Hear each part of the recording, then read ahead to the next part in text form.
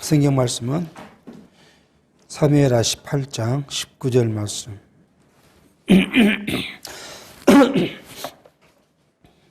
사독의 아들 아하마스가 가로되 청컨대 나로 빨리 왕에게 가서 여호와께서 왕의 원수 갚아주신 소식을 전하게 하소서.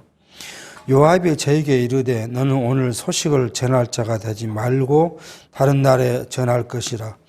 왕의 아들이 죽었나니 내가 오늘날 소식을 전하지 못하리라 하고 구스 사람에게 이르되 내가 가서 본 것을 왕께 고하라 하매 구스 사람이 요압에게 절하고 다름질하여 가니.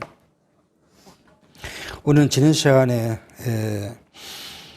다윗의 아들 압살롬이 반란을 하고 다윗의 군대와 에브라임 스풀에서 싸웠던 이야기를 살폈습니다. 그리고 마지막에 압살롬이 자기 그 머리카락이 가지가 무성한 나무에 걸려서 죽음을 당하게 되는 일까지 이제 살폈습니다. 오늘은 이 싸움에서 승리한 다윗의 이 군대, 특히 요압이 그 사실을 다윗 왕에게 전하는 것과 더불어 다윗의 다윗 왕국의 회복을 이제 살펴보려고 합니다. 우리는 지금 이 사무엘 상하를 보면 첫째 이 가장 큰 주제가 다윗 왕국의 건설이죠.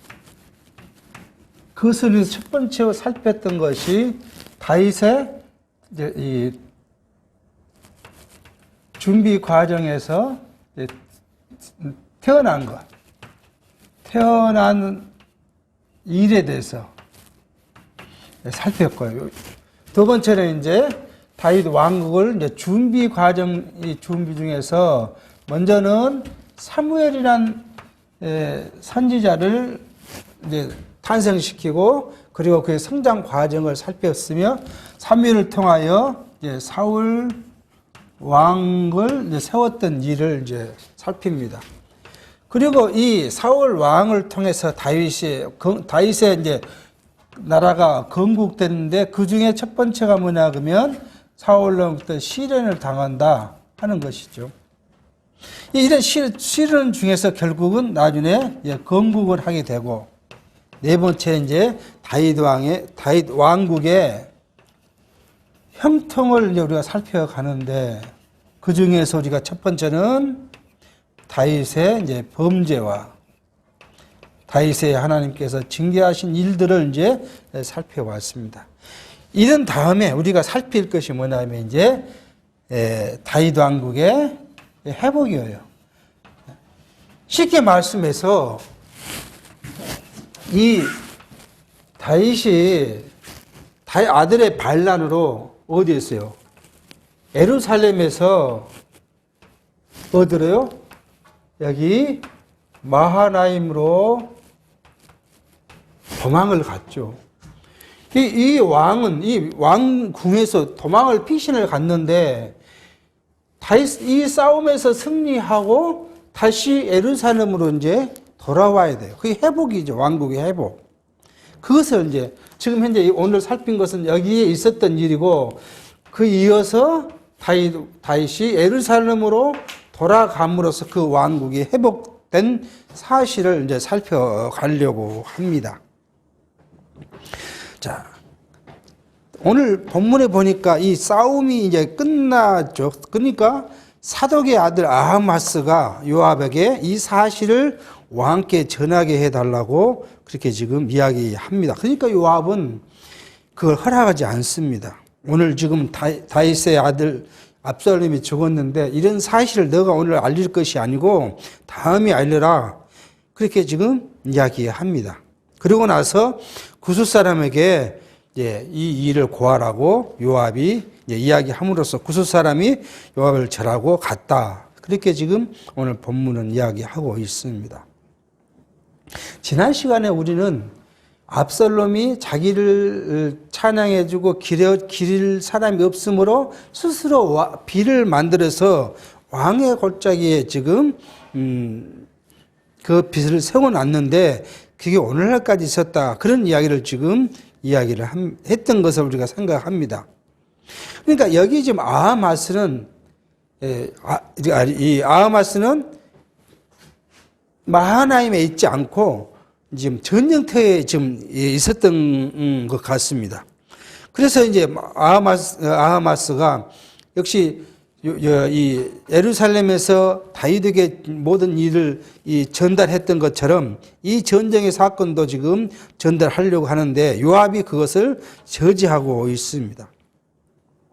아하마스가 이 일을 자기가 전하게서 자원하는 것은 여러 가지 이제 가지고 추측해 볼 수 있는데 이 주석학자들은 이 아하마스가 누구의 싸움을 시작하기 전에 군장들에게 부탁했던 것을 자기 아들 압살롬에 대해서 선대해 달라고 명한 사실을 갖고 있기 때문에 이 죽음에 대해서 적당하게 왕이 충격을 받지 않도록 전하고 싶던 것이 아닌가 하는 그런 주장들을 하고 있습니다. 근데 그것보다는 사실 이 아하마스의 지금 위치가 뭐냐 하면 어떤 일들을 왕에게 전달하는 전달자였기 때문에 이것을 전달하고자 했을 것이라고 이제 봐질 수 있습니다. 근데 요압이 이것을 막았다. 그럼 성경은 왜 요압이 이것을 막았을까요? 아하마스는 분명히 지금 전달자로서 지금 요즘 같으면 전령인데 전령이 가서 전달하는 것이 당연함에도 불구하고 이 요압이 이걸 거절한 이유가 뭘까 하는 이야기입니다. 주석학자들은 이런 이야기를 해요. 성경에 이것 확실히 나타나 있지 않지만 주석학자들의 이야기는 생각은 뭐냐 그러면 왕이 이 압살롬을 선대하라고 죽이지 말아달라고 부탁했음에도 불구하고 요압이 자기가 죽였기 때문에 이 사항을 아하마스가 정확하게 전달할까 봐 이 아하마스의 전달을 막았던 것이 아닌가 하는 것을 지금 이야기하고 있습니다. 그것은 뭐냐면 자기가 가서 압살롬을 죽인 일들이 정당하다는 것을 이야기하기 위해서 이런 일들을 이제 지금 반대했던 것이 아닌가. 이것은 결국 또 그 전으로 돌아가 보면 사울의 왕가에서 이스보셋을 왕위로 세우고 그 이스보셋 군장을 했던 아브넬이 있죠. 그 아브넬을 왕이 용서하고 군장으로 세우려고 했지만 누가요? 이 요압이 아브넬을 죽였던 사실들을 이제 볼 수 있는 겁니다. 그러니까 이런 여러 가지 배경을 봤을 때 요압의 행동은 지금 이게 막았던 행동은 결국 자기 방어를 위한 것이 아닌가라고 지금 해석해 볼 수 있는 부분입니다. 그래서 구스 사람을 통해서 보냈다. 이 구스는 지금 보편적으로 에디오피아라고 지금 우리가 생각하고 있는데 이 구스가 에디오피아가 아니라 수단, 현대 같으면 수단과 이집트 남부 사이에 있는 도시 누비아라는 지방의 영토를 가지고 있는 나라로 지금 고고학자들은 이야기를 합니다. 그러니까 현재의 에디오피아가 아니라 에디오피아 위에 있는 수단과 이집트 사이에 있는 곳, 이것을 지금 구스라고 이야기하고 있습니다. 이 구스 사람이 갔다. 22절 사독의 아들 아하마스가 다시 요압에게 이르되 청컨대 아무쪼록 나로 또한 구스 사람의 뒤를 따라 다름질하게 하소서. 요압이 가로되 내 아들아 왜 다름질하려 하느냐 이 소식으로 인하여 상을 받지 못하리라 하되 제가 아무쪼록 다름질하겠노라 하는지라. 요압이 가로되 그래 하라 하니 아하마스가 들길로 다름질하여 구스 사람보다 앞서니라. 자, 이 아하마스가 계속 요압에게 간청해서 이제 이 소식을 다윗 왕에 전하기 위해서 갔다. 그런데 아마도 지금 이 아하마스가 다름질에 가는 것은 뭐냐면 들길로 다름질하여 구스 사람보다 앞서 갔다. 이렇게 지금 성경은 이야기하고 있는데 이 들길이란 것은 이 에브라임 숲을에서 아마도 이 구스 사람은 직선거리로 이렇게 갔을 것이라고 생각을 합니다. 그러니까 이 에브라임 숲이 바위도 많고 험준하고 습지도 많고 그래서 가기에는 어렵지만은 직선길로 가는 것이고 이 사독의 아들 아하마스는 이 길을 피해서 지금 갔다. 그래서 평탄한 길로 갔기 때문에 구스 사람보다 앞섰다고 지금 이야기합니다. 24절 때에 다윗이 두 문 사이에 앉았더라. 파수꾼이 성문두에 올라가서 눈을 들어보니 어떤 사람이 홀로 다름질하는지라. 파수꾼이 와서 왕께 고하며 왕이 가로되 저가 만일 혼자면 그 입에 소식이 있으리라 할 때에 저가 차차 가까이 오니라. 파수꾼이 본즉 한 사람이 또 다름질하는지라. 문지기에게 외치 이르되 보라 한 사람이 또 한자 다름질한다 하니 왕이 가로되 저도 소식을 가져오느니라. 파수꾼이 가로되 나 보기에는 앞선 사람의 다름질이 사독의 아들 아하마스의 다름질과 같으니이다. 왕이 가로되 저는 좋은 사람이니 좋은 소식을 가져오느라. 자, 그래서 두 사람이 지금 오는데 왕은 아하마스의 두 문 사이, 왕궁에 보면 보통 이 전쟁 영화를 보면 왕궁이 있으면 외벽이 있죠. 이렇게 들어온 문에 이게 내성이고 외성이고 내성이면 이 중간에 문에 지금 다윗 왕이 나와서 있다. 근데 보니까 사람이 온데 혼자 온다 하니까 다윗은 혼자 온다면 소식을 갖고 올 것이다. 그렇게 지금 이야기합니다.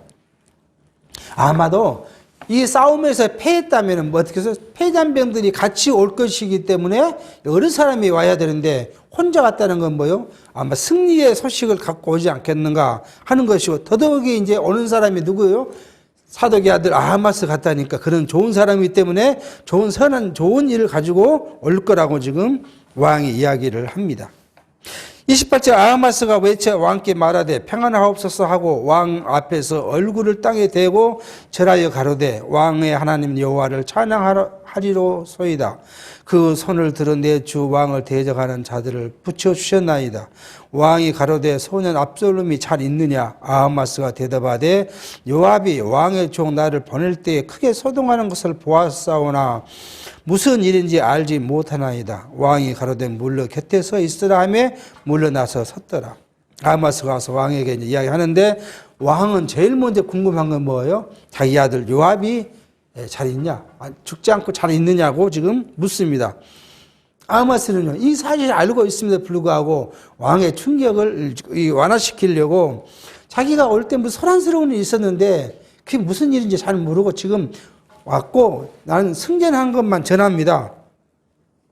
그러니 왕이 이제 그분 뒤에 물러서라고, 또 뒤에 한 사람이 달려오기 때문에 뒤에 물러서라 이렇게 지금 이야기합니다. 자, 이 내용을 살폈을 때 맨 앞에서 우리가 살폈던 아하마스가 왕에게 가서 이 전승을 전달해야겠다고 했던 의도가 아마도 압살롬의 죽음을 그대로 이야기하면 왕이 충격을 받을 것 같으니까 그것을 완화시켜서 왕에게 보고하고자 했던 것이 아닌가 하는 그 추측을 이제 가능케 한 말씀이라고 이제 생각해 볼 수 있습니다. 31절 구스 사람이 이르러 고하되 내 주 왕께 보할 소식이 있나이다. 여호와께서 오늘날 왕을 대적한 모든 원수를 갚으셨나이다. 왕이 구스 사람이 묻되 소년 압살롬이 잘 있느냐? 구스 사람이 대답하되 내 주 왕의 원수와 일어나서 왕을 대적한 자들은 다 그 소년과 같이 되기를 원하나이다. 왕의 마음이 심히 아파 물로 올라가서 우니라. 저가 올라갈 때 말하기를 내 아들 압살롬아 내가 너를 대신하여 죽었다면 압살롬아 내 아들아 하였더라. 구스 사람이 와서 이제 왕께 보고할 내용이 있다 하고 그러니까 다윗은 구스 사람에게 압살롬의 소식을 먼저 묻습니다. 그러니 이 구스 사람이 하는 뭐예요? 왕을 대적했던 모든 대적해서 반란에 참여했던 사람들은 누구와 하기를요? 압살롬처럼 되기를 원합니다. 그 말은 뭐예요? 압살롬이 다 죽었다는 이야기를 지금 이야기를 한 것이죠. 그렇게 하니까 왕이 이제 물로 올라가면서 우는데 자기 압살롬의 이름을 부르면서 울었다. 지금 성경 그렇게 이제 하고 있습니다. 이게 지금 뭐예요? 다윗 왕가의 비극, 범죄로부터 지금 징계하는 그 내용의 종착점이 지금 아들의 반란 진압이 완성된 것을 이야기를 하고 있습니다.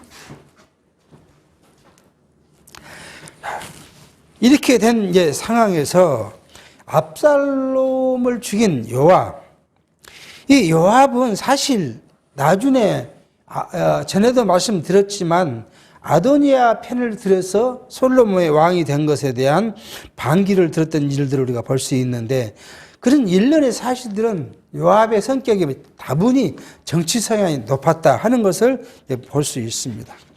9장 1절입니다. 혹이 요압에게 가로되 왕이 압살롬을 위하여 울며 슬퍼하나이다 하니 왕이 그 아들을 위하여 슬퍼한다 함이 그날 백성들에게 들림에 그날의 이김이 모든 백성에게 슬픔이 된지라.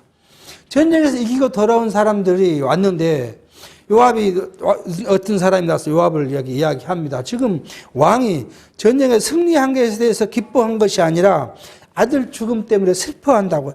그랬더니 그 전쟁에서 나갔다 싸웠던 군인들이 뭐요? 그날의 전쟁의 승리를 뭘로 생각한다고요? 슬픔으로 생각했다. 그렇게 지금 성경은 이야기합니다.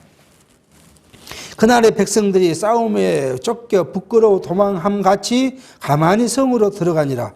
왕이 얼굴을 가리고 큰 소리로 부르되 내 아들 압살롬아 압살롬아 내 아들아 내 아들아 하니 그날의 전쟁에서 이긴 백성들이 승전가를 부르고 막 환호하고 성으로 들어가야 되는데 져서 도망간 사람처럼 부끄러운 모습으로 들어왔다. 왕이 지금 압살롬의 죽음 때문에 슬퍼한다는 것을 들은 그 백성들은 떳떳하게 들어올 수 없어서 아주 조용히 지금 성에 마하나임 성으로 지금 들어왔다는 거죠. 근데 다시 이 다윗 왕의 모습도 참 재미있습니다. 왕이 얼굴을 가리고 큰 소리를 내서 이야기를 했다 하는 거 아니에요.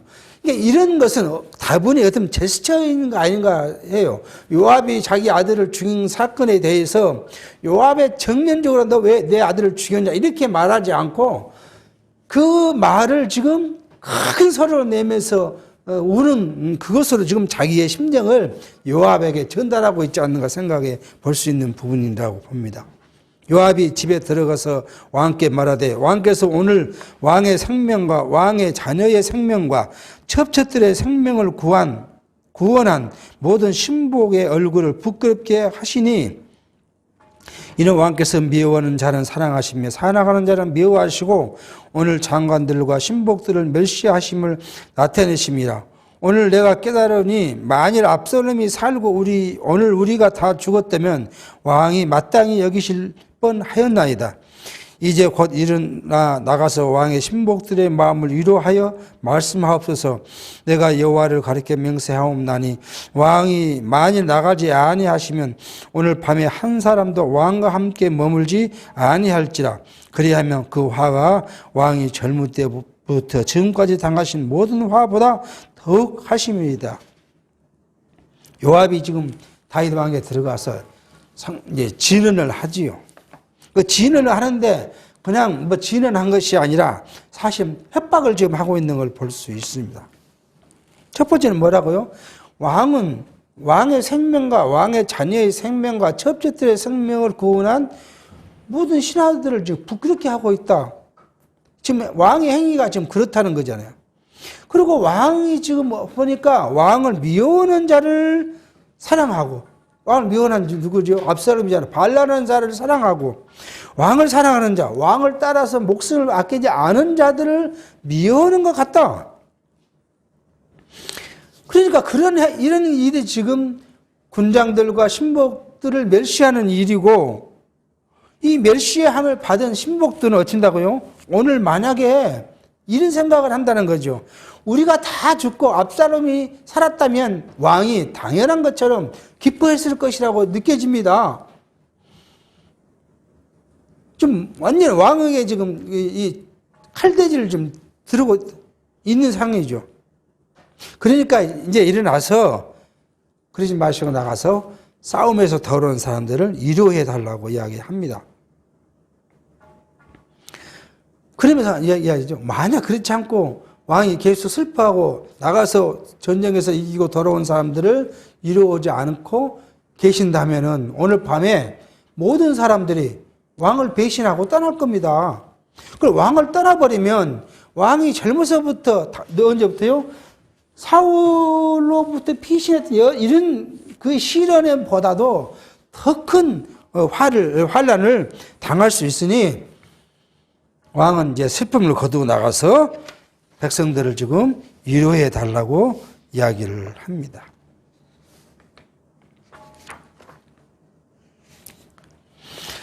8절 왕이 일어나 성문에 앉음에 혹이 모든 백성이 고하되 왕이 문에 앉아 계시다 하니 모든 백성이 왕의 앞으로 나오니라. 요압이 고면한 대로 이제 왕이 자기 백성들을 맞으려고 성문에 나갔다. 그래서 성문에서 나갔다는 소식을 들은 백성들이 그 이야기를 듣고 모두가 다 왕께 나왔다고 지금 이야기를 하고 있습니다. 이것은 사무엘하 11장부터 19장 8절까지 여호와께서 다윗 왕가를 타락과 비극 속에서도 은혜로 그를 보호하고 계신다는 것을 그 섭리 과정을 우리에게 보여주신 내용입니다. 그리고 그 여호와께서 범죄한 다윗에게 선지자 나단을 통해서 집에 내리신 징계에 대한 예고와 그 언약을 이루어 주시는 섭리 과정인 것을 우리가 살펴봅니다. 뿐만 아니라 이러한 섭리는 여호와 하나님께서 예수 그리스도의 몸된 교회가 타락하고 또 그 타락으로 또 비극 속에 빠지기도 하지만 하나님의 은혜로 보호해 주실 것에 대한 예표로서의 보형과 그림자라고 볼 수 있습니다.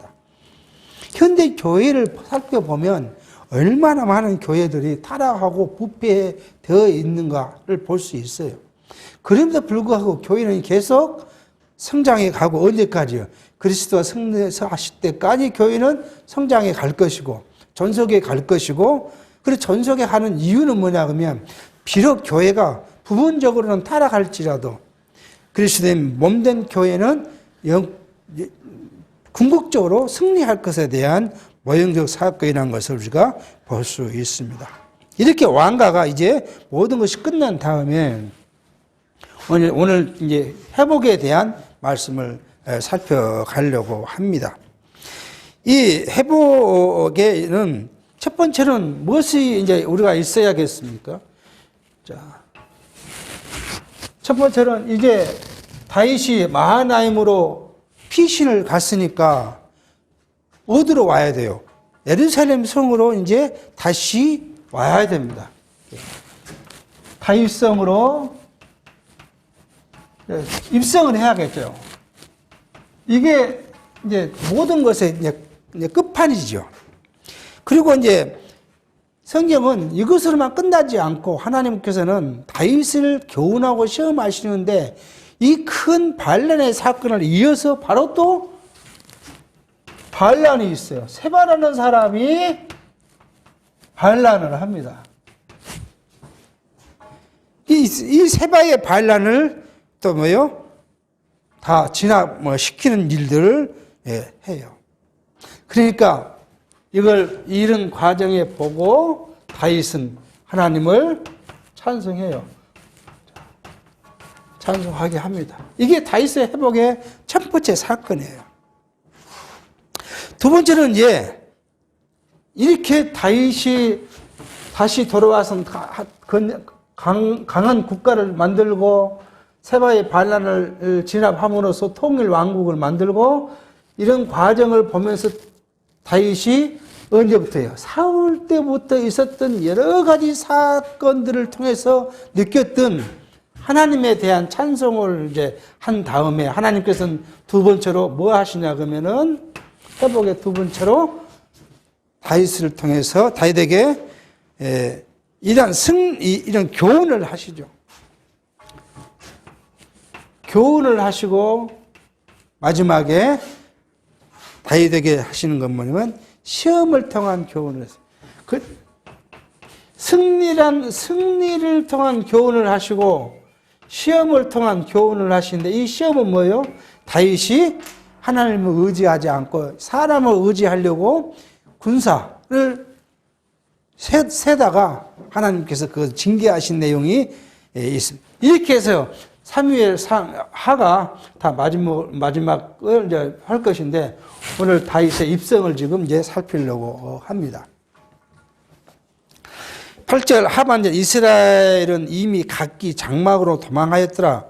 이스라엘 모든 지파 백성들이 변론하여 가로되 왕이 우리를 원수의 손에서 구원하여 내셨고 또 우리를 블리스 사람의 손에서 구원하셨으나 이제 압살롬을 피하여 나라에서 나가셨고 우리가 기름을 부어 우리를 다스리게 한 압살롬은 싸움에서 죽었거늘 이제 너희가 어찌하여 왕을 도로 모셔올 일에 잠잠하느냐 하니라.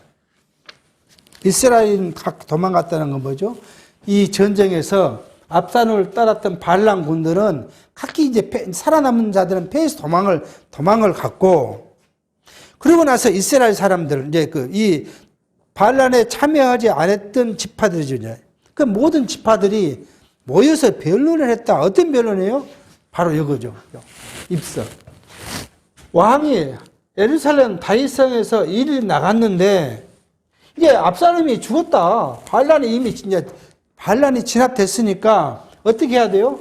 왕을 다시 회복시켜 와야 되는데 왜 이 일을 이야기하지 않고 가만히 있느냐?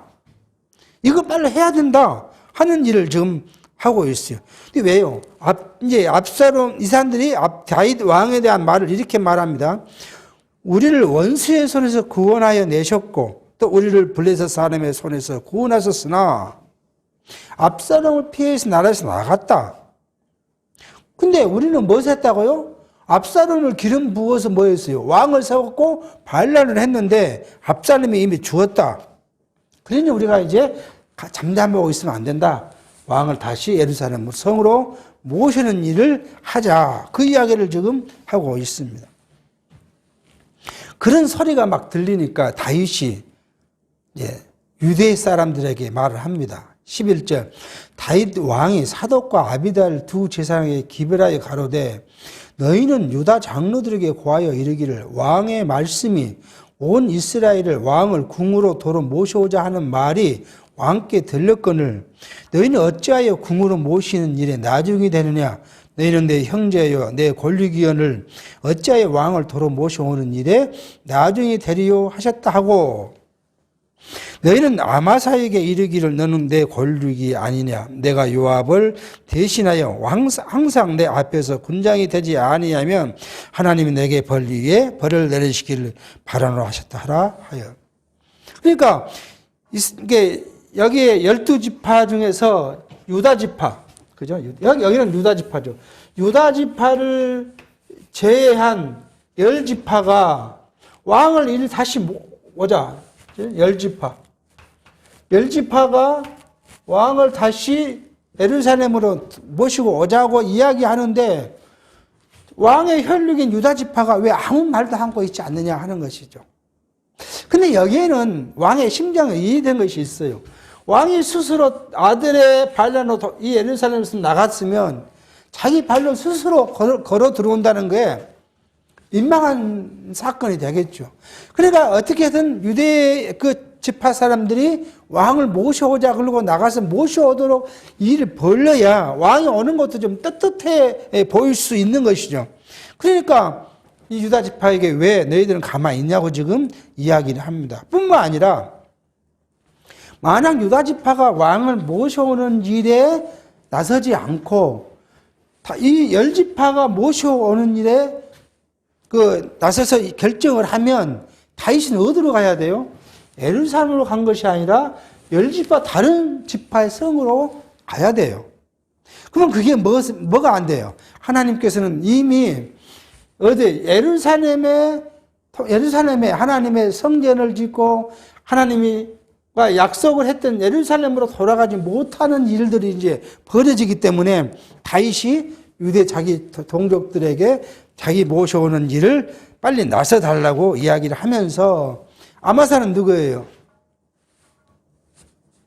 아마사는 자기 이 동족이지만 누구를 따랐던 사람이에요?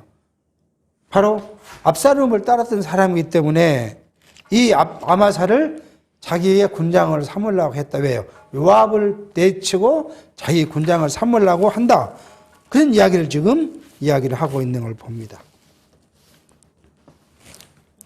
14절 모든 유다 사람들로 마음을 일제히 돌리게 하며 저희가 왕께 보내어 가로되 왕은 모든 신복으로 더불어 돌아오소서 한지라.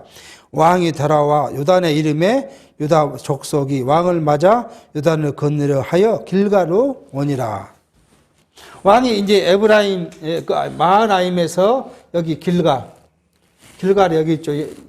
이 여기에 지금 왕이 도착했다. 그리고 유다 백성들이 빨리 오라고 해서 유다 백성들이 여기 어디 길갈에 나왔다. 누구를 왕을 맞으려고 지금 길갈에 나왔다고 지금 성경은 이야기합니다. 16절입니다. 바후림에 있는 베냐민 사람 게라의 아들 시므이가 급히 유다 사람과 함께 다윗 왕을 맞으러 내려올 때에 베냐민 사람 1,000명이 저와 함께하고 사울의 사환 시바도 그 아들 15과 종 20명으로 더불어 저와 함께하여 요단을 밟고 건너 왕의 앞으로 나아오니라. 왕의 가족을 건너려 하며 왕의 선이 여기는 대로 쓰게 하려 하여 나룻배가 건너가니 왕이 요단을 건너려 할 때에 게라의 아들 시므이가 왕 앞에 엎드려 왕께 고하되 내 주여 온컨대 내게 죄 주지 마옵소서. 내 주 왕께 예루살렘에서 나오시던 날에 종의 패악한 일을 기억하지 마옵시며 마음에 두지 마옵소서. 왕의 종 내가 범죄한 줄 아는 고로 오늘 요셉의 온 족속 중 내가 먼저 내려와서 내 주 왕을 영접하나이다. 바후림이 어디라 했죠? 예루살렘에서 이 내려가는 길목에 바후림이 있다고 좀 이야기했어요. 여기서 바로 와가지고 이 시므이가 자기 죄를 고백하면서 자기를 죽이지 말아 달라고 지금 부탁하는 이야기를 하고 있습니다.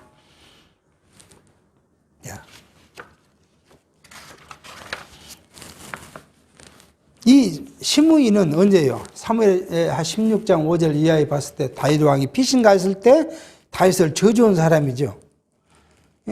이 피 흐르는 자하고 막 저주하면서 그를 이제 돌을 던졌던 그런 시므이죠. 그때 누가요? 자기 그 군장이었던 아비새가 죽이려 했지만 그것을 죽이지 못하게 했던 일들을 이제 우리가 생각해 볼 수가 있습니다.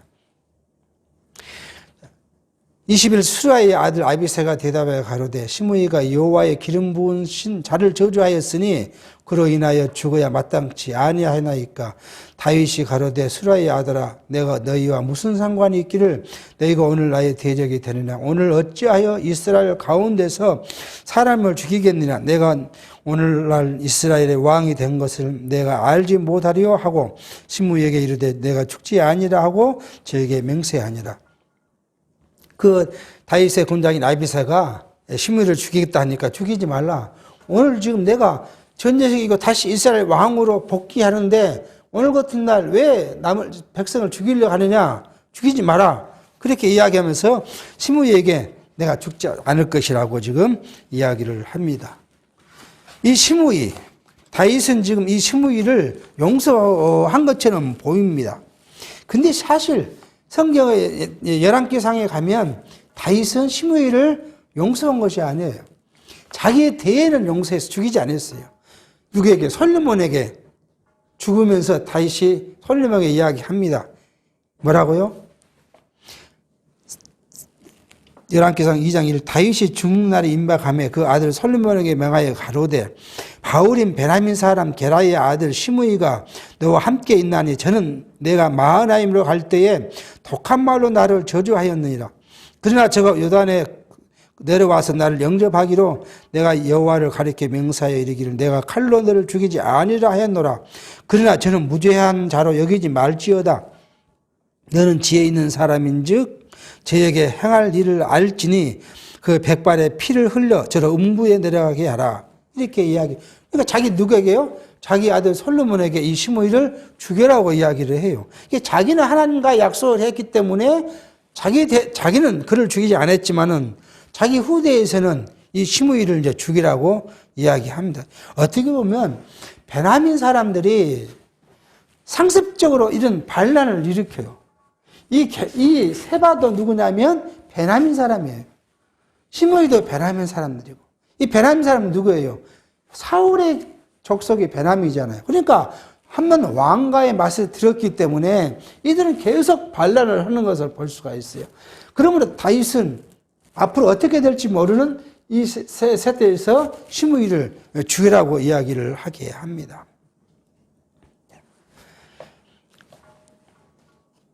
하나님께서는 이 다윗을 이런 여러 가지 恩중에서 다윗을 사하시고, 다윗 또한 자기가 받은 은혜의 기초에서 자기를 해하려고 했던 사람들을 용서하는 것들을 볼 수가 있습니다. 여기에 우리가 한 가지 꼭 기억해야 할 것은 뭐냐 그러면, 이러한 다윗의 비극, 그죠? 비극, 범죄와 이런 비극 중에서도 하나님은 꼭 그 다윗을 보호하고 계신다는 거예요. 보호. 오늘 우리도 마찬가지예요. 우리의 삶 속에서도 하나님은 어떠한 우리의 환경 속에 있다 할지라도 그 환경 속에 있는 성도를 뭐예요? 보호하신다는 것을 우리는 성경을 통해서 이해해 볼 수가 있습니다. 우리는 잠시 타락할 때도 있고요. 또 타락해서 우리를 또 건져내셔서 형통하게 하기도 하고요. 그리고 또 그러한 일을 통해서 무엇을 해요? 하나님을 알며 기억하며 찬송하게 합니다. 이게 성도의 삶의 패턴이에요. 이게 패턴. 오늘 우리는 뭐예요? 어떤 상황 속에 항상 우리가 기도하게 하고요.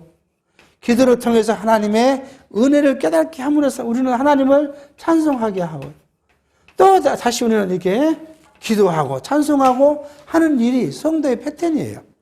이것을 잃어버리거나 이것을 멀어지면 우리의 삶이 뭐예요? 하나님과 점점 멀어지게 된다는 것을 우리 성경을 통해서 찾아볼 수 있는 부분을 볼 수가 있어요. 그러므로 다윗의 왕가가, 다윗이 하나님으로부터 어떤 은혜와 훈련과 시련과 형통을 겪었다는 것들을 우리가 공부하고 살폈다면 우리의 삶 또한 하나님께서 그렇게 인도하실 것이라는 걸, 보호하실 것이라는 걸 통해서 우리가 하나님께 찬송하며 거기에 나아가는 일을 소홀히 하면 안 되겠다 하는 생각을 하게 합니다. 이제 다윗이 시므이를 이제 사했죠. 그 다음에 한 사람이 남아 있어요. 누가 남았을까요? 여기를 왔을 때 누가 왔어요? 무비보셋의 사환 시바가 와서 무비보셋을 모함했던 일이 있죠. 그래서 이 다윗이 이 시바에게 무비보셋의 모든 밭을 그냥 너가 가져라 했던 사건이 있죠. 그 사건은 24절부터 그 사건을 이제 이야기하게 합니다. 그럼으로써 이 사건이 끝나고 나면 이제 백성들이 뭘 할까요? 이 마루터에서 다윗을 왕궁으로 모셔가는 일에 대한 논쟁이 벌어지게 돼요. 누가요? 유다 지파가 다윗 왕을 모셔가려고 했고 그 일에 누구를요? 열 지파를 좀 멀리 띄워놓으려고 하는 일들이 벌어지게 됨으로써 여기서 이제 지파들 간에 다툼이 벌어지고 이 다툼 때문에 세바가 반란을 일으키는 사건이 일어나는데 이 사건은 다음 시간에 살피도록 하겠습니다. 기도하겠습니다. 하나님 아버지, 오늘 다윗이 하나님부터 기름받고 부음을 받아서 세워진 왕이었지만 하나님은 다윗에게 약속하신 대로 그 나라를 경고케 하시는데 경고케 하실 뿐만 아니라 다윗의 범죄를 통해서 하나님만을 의지하고 하나님이 어떤 분인가를 깨달아 알게 하기 위한 섭리 과정을 우리가 살펴왔습니다.